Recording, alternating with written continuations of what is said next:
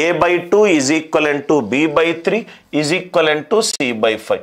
a by 2 is equivalent to b by 3 is equivalent to c by 5 equivalent to some చరరాశి k అనుకుందాం. k అనుకుంటే a value ఏమవుతుంది 2k, b value ఏమవుతుంది 3k, c value ఏమవుతుంది 5k. Substitute చేయండి. పైన కింద kk క్యాన్సిల్ అవుతుంది కాబట్టి a value 2, b value 3, c value 5 substitute చేసుకున్నా మనకు అదే ఆన్సర్ వస్తుంది.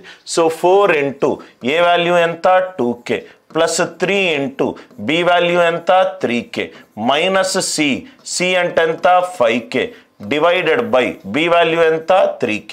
4 2s are 8, 8 plus 9 14, 14 minus 5 9, 9k divided by 3k, 9 by 3, 3 1s are 3 3s are, 3 1s are 3 3s are. Simple substitution sir, simple substitution. నాకు ఈ point important కాదు, right? ఈ క్వశ్చన్కి సంబంధించిన ఒక కాన్సెప్ట్ ఇంపార్టెంట్, ఒక క్వశ్చన్కి సంబంధించిన ఒక కాన్సెప్ట్ ఇంపార్టెంట్. ఆ కాన్సెప్ట్ రాసుకోండి sir. a by 2 equivalent to b by 3 equivalent to c by 5. Concept, first concept, right?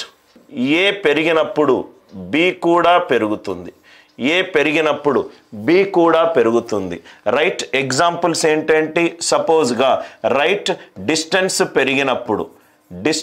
పెరిగినప్పుడు రైట్ నాకు దూరం పెరిగినప్పుడు టైం కూడా పెరుగుతుంది, నాకు దూరం పెరిగినప్పుడు టైం కూడా పెరుగుతుంది. Are you all right?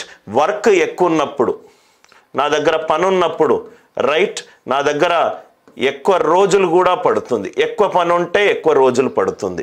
ఏ పెరిగినప్పుడు బి కూడా పెరుగుతుంది, ఏ పెరిగినప్పుడు బి కూడా పెరుగుతుంది.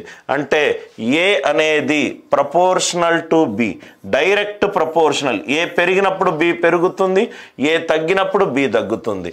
అంటే A is equivalent to K into B. అంటే A by B is equivalent to constant. ఎప్పుడైతే నాకు నిష్పత్తి కాన్స్టెంట్గా వచ్చిందో, ఎప్పుడైతే నాకు నిష్పత్తి కాన్స్టెంట్గా వచ్చిందో ఏ అండ్ బి ఏ ప్రపోర్షనల్లో ఉన్నట్టు, డైరెక్ట్ ప్రపోర్షన్లో ఉన్నట్టు. డైరెక్ట్ ప్రపోర్షన్ అంటే ఏ పెరిగితే బి పెరుగుతుంది, ఏ తగ్గితే బి పెరుగుతుంది, right? I hope the idea it is clear. I hope the idea it is clear. A and B, A పెరిగినప్పుడు B పెరుగుతుంది, A తగ్గినప్పుడు B తగ్గుతుంది, A డబల్ అయినప్పుడు B డబల్ అవుతుంది, A హాఫ్ అయినప్పుడు B కూడా హాఫ్ అవుతుంది. A and B గనక ఒకటి పెరిగితే ఇంకోటి పెరిగితే వాటి మధ్య నిష్పత్తి కాన్స్టెంట్గా ఉంటుంది, వాటి మధ్య నిష్పత్తి కాన్స్టెంట్గా ఉంటుంది, వాటి మధ్య నిష్పత్తి కాన్స్టెంట్గా ఉంటుంది.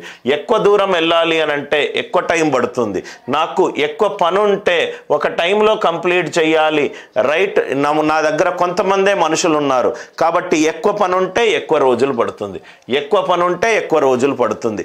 ఏ అండ్ బి ఇక్కడ నాకు నిష్పత్తి కాన్స్టెంట్గా ఉంది, నిష్పత్తి కాన్స్టెంట్గా ఉంటే అది ఏ అండ్ బి రెండు కూడా డైరెక్ట్ ప్రపోర్షన్లో ఉన్నట్టు, డైరెక్ట్ ప్రపోర్షన్లో ఉన్నట్టు. చాలా ఇంపార్టెంట్ పాయింట్ సార్, మళ్ళీ నేను ఆ పాయింట్కి వస్తాను.